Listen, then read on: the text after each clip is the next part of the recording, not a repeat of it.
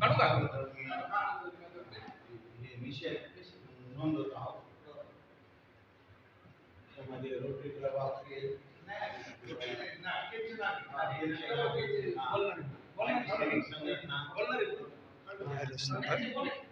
बाहेर बाहेर भारत सरकारनं आमच्यासारख्या नवयुवकांना सैन्यामध्ये सामील करून जी कारवाई करायची आहे, आमच्यासारख्या सर्व युवकांना सोबत घेऊन आमच्यासारखे नवीन तरुण फौजमध्ये भरती करून एकदा लष्कर कारवाईला भारतानं सामोरे जाऊन पाकिस्तानला योग्य तो धडा शिकवावा. आणि जो त्याने आपल्या देशावर जो हल्ला केलेला आहे तो भारतातल्या नागरिकांवर, म्हणजे हा हल्ला आपल्या अस्मितेवर हल्ला आहे. सर्वसामान्य माणसांना तो वेठीस धरतोय. त्यामुळे त्याची जागा त्याला दाखवून देण्यासाठी मोदी सरकारनं आणि केंद्र सरकारनं, राज्य सरकारने सगळ्यांनी मिळून त्याच्यावर कडक कारवाई करून आर्थिक निर्बंध असेल, त्याला आर्थिक सगळ्या परिस्थितीतून असेल, सैन्य बळातून आपण त्याला प्रत्युत्तर देऊन हा हल्ला आणि आपल्या जो बांधव आपण गमावलेत त्यांच्यासाठी ही श्रद्धांजली ठरेल. भारत माता की जय! भारत माता की जय! भारत माता की जय! भारत माता की जय! भारत माता की जय! हम सब एक है, हम सब एक है, हम सब एक है.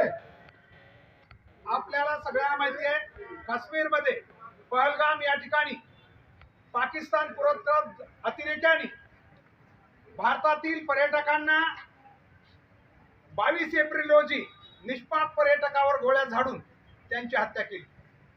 खरं तर यानं नुसता देश नाही तर जग पूर्णपणे या सगळ्या गोष्टीचा आज चिंता करत आहे.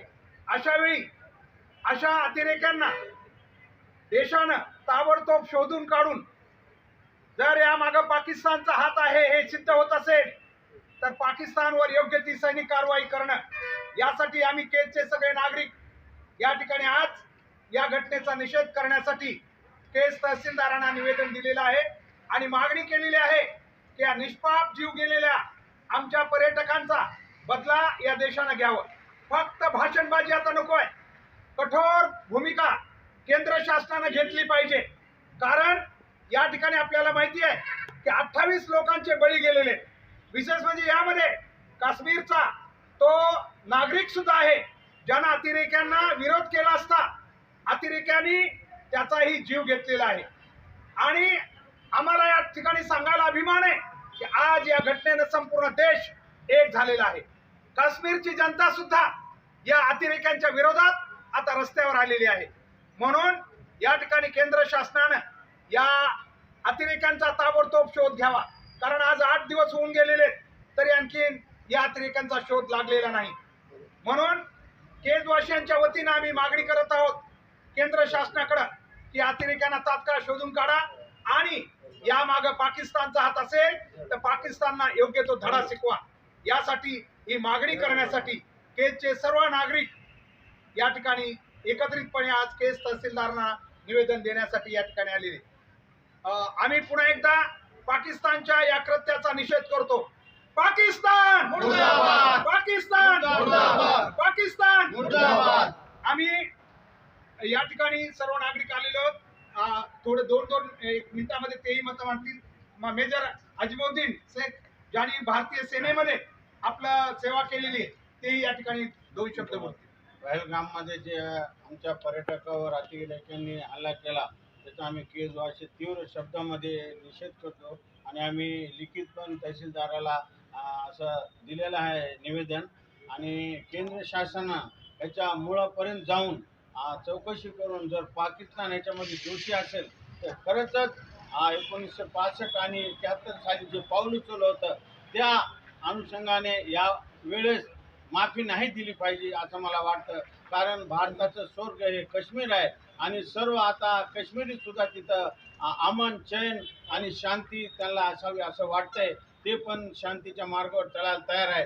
तर हे अतिरेक्यांनी हे आमच्या इथे जो गोंधळ घातला त्याला केंद्र शासनाने कुठेतरी फुल स्टॉप केलं पाहिजे अशी मी माझी भावना व्यक्त करतो. धन्यवाद. भारत माता की जय! यानंतर महेश जाधव. काश्मीरमध्ये पहलगाममध्ये जो अतिरेक्यांनी भ्याड हल्ला केला त्याच्या संदर्भात आताच ज्येष्ठ समाजसेवक माननीय भोसले सर यांच्या नेतृत्वाखाली तहसीलदार यांना निवेदन दिलं. फक्त सरकार बघायची भूमिका घेऊन ये.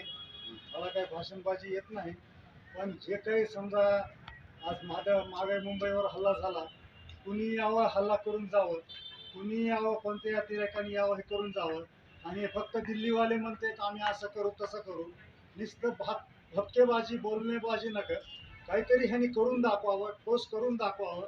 त्यांना जिथं कुठं असतील त्यांना हुडकून आणून फाशीची शिक्षा द्यावी, म्हणजे जेणेकरून सगळ्यांना जगामध्ये कळेल की भारतासोबत केल्यानंतर, भारतामध्ये हल्ला केल्यावर काहीतरी इथं सजा होती.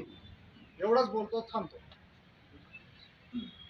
भारत सरकारनं जो